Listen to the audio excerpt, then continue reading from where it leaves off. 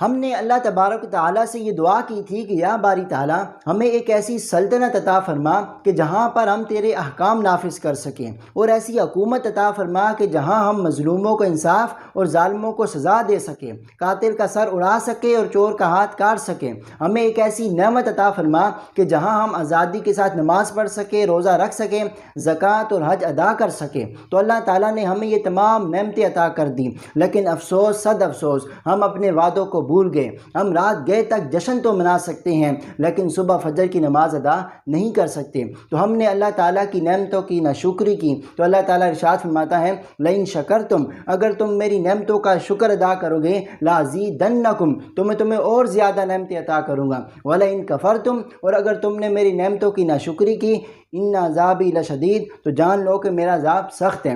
تو 14 اگست اللہ تعالیٰ کی نعمتوں کا شکر ادا کرنا ہے۔